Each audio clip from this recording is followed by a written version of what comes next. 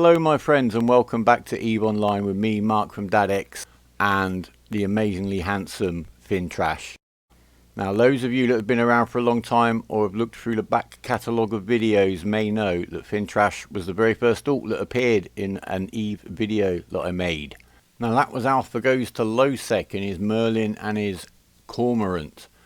And I was filming this initially as the intro to Alpha Goes to Null Sec. He got an escalation out there and I could not think of a more appropriate way to celebrate 2,500 subs and loads of lovely feedback than to stick him in his Cormorant and send him into nullsec. So we'll be doing that. So I decided in the intro to that video to just have a review of his skill situation. He's got 6.3 million skill points now. And I thought some of you might be interested in where they'd all gone. So here you go. It ended up being a standalone video. Because it ended up being this long, because you know what, I might have waffled a bit. So here you go, without further ado, the skill queue.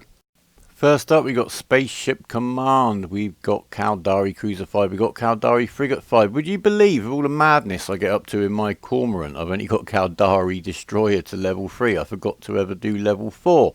And we are missing out there. Let's just have a check. I think it's optimal range and tracking. Yeah, there you go, 10% of each per skill level. So I'm missing an extra 10% tracking, extra 10% optimal range, which would be handy to have. So I must make sure that's one of the skills that I get on with and apply some of those free skill points to. Anyway, back to the skill chart. So you can see. So we've got Caldari Frigate 4, Caldari Cruiser 4. We've cross-trained, so we've got Galante Frigate 4. Most of the other racial skills, apart from Inventar Frigate, which is at 4, are at 3, which is where they need to be. Caldari Battle Cruiser 4, of course, for the Drake. We like him, don't we? We'll be seeing more of him soon. So yeah, I should probably that's probably one of the few skills that I would probably want to have. I've obviously reached a 5 million skill point cap some time ago, so I've been relying on... I haven't bought any injectors or anything. I'm not really in a rush, but I've been just accruing extra points through the events, etc. Doing those little challenges. I was really lucky when you just had to go into faction warfare and kill the rats in the complexes. I was in this wonderful chunk of low sec over near Heck, and I just had all these complexes to myself, so I got loads of skill points off of that. That was quite fun. Anyway, let's continue. So generally, everything is maxed out for an alpha, really. There's the odd bits and bob that isn't, but I don't really think much of it is too relevant to what we're doing.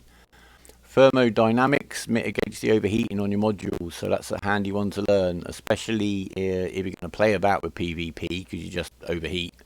You don't PvP not overheating, basically.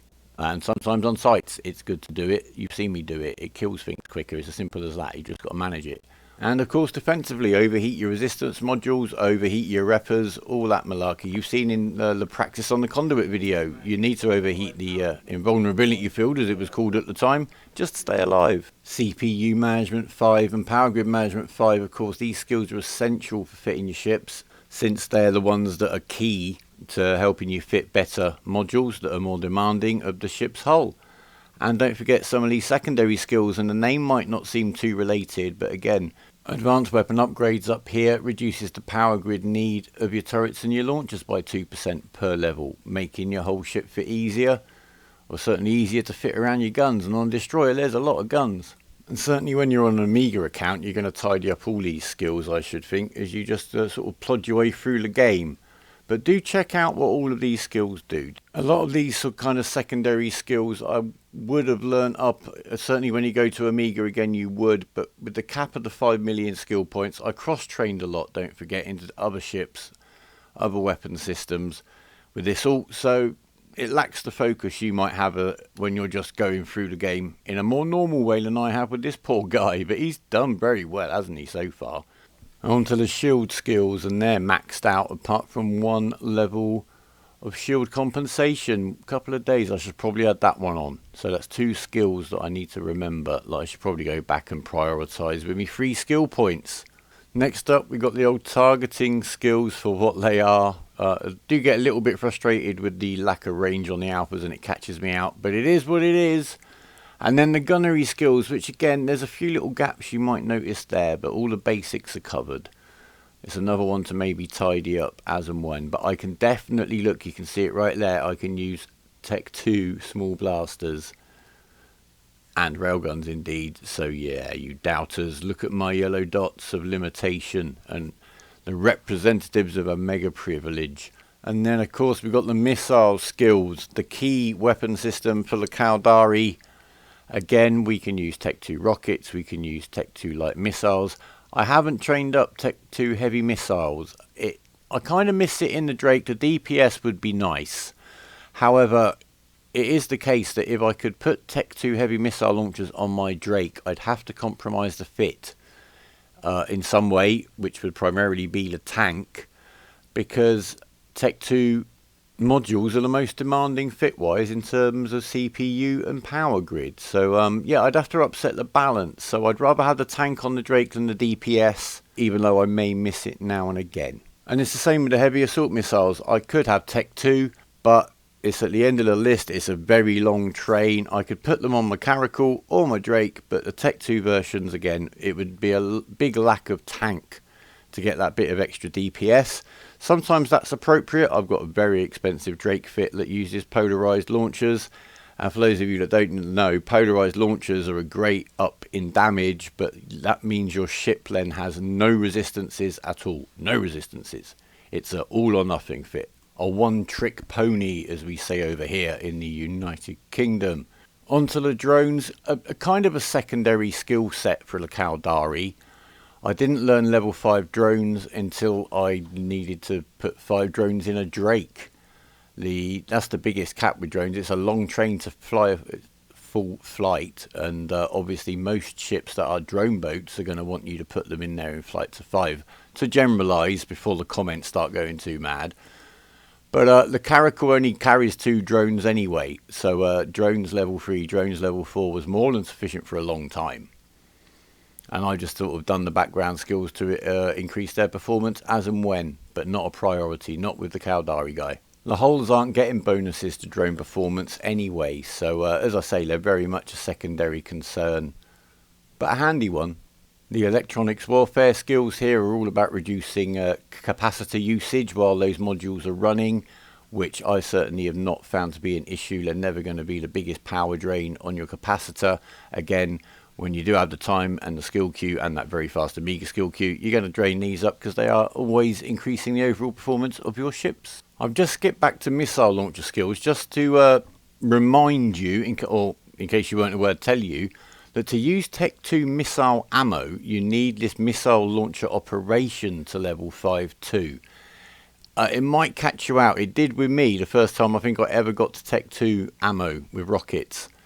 You can't put the rockets in it until you've got a 2 level 5 skills. So that's something to bear in mind. Don't rush to get the launchers and buy them and get them on your ship, because until you got that to level 5, you can't put any ammo in it.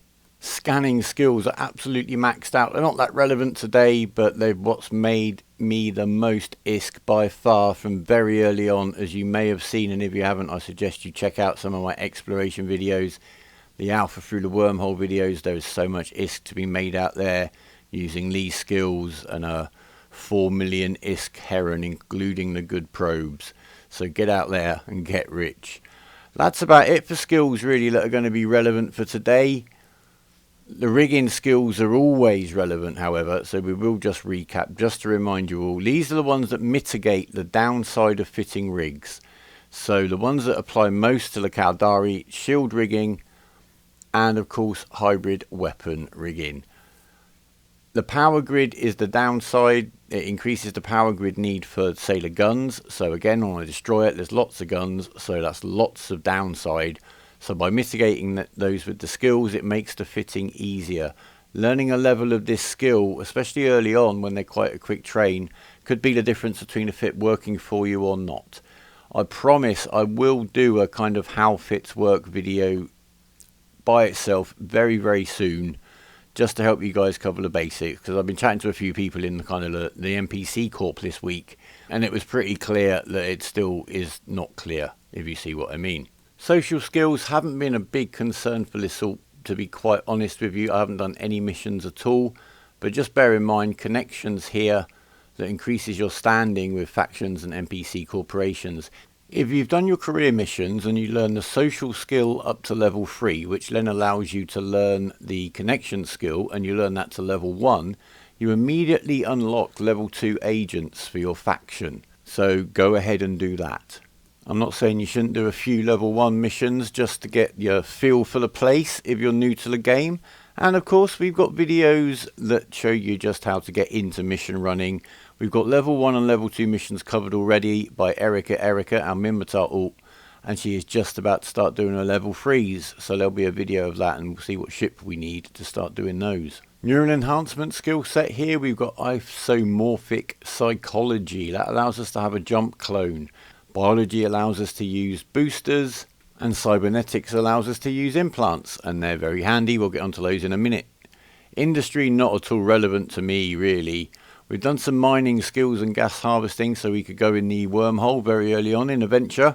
Very good at money, very good play really. It's a great ship to learn your way around because it's so easy to run away in it. It really is a great ship, very fast, very agile, and it will make you some money. And then we've got anchoring level 1 here. That's so you can use the mobile depot and the mobile tractor unit. And that's about it for the skills. We're just going to have a quick look at implants. I mentioned them and the skill relevant to them. And right at the moment, ThinTrash has got a 1% on his power grid and a 1% on his rate of fire. They're actually for the Kestrel Solo in the Abyss, which is fast and furious and sometimes doesn't go too well, but it is a good laugh. Anyway, that adds 1% onto our power grid for all of the ships that we fly. Do look at the implants. They are available to boost just about every kind of attribute of your hull, or your scanning, or your productivity. Have a good look through the market. I've shown you in another video, I can't remember which one off the top of my head. That's me. They're not too expensive. 1%, that's actually probably quite an expensive price. I'm not in a very good area market wise. They're not that big a deal, but they could be the difference between a fit working for you or not. And here we are, getting ready to go to Nullsec. That's going to be the next video, guys. On the subject of skills, I'll cover stuff like drones and shields in a little bit more detail when I'm with Furia. We'll have a look at her skill set.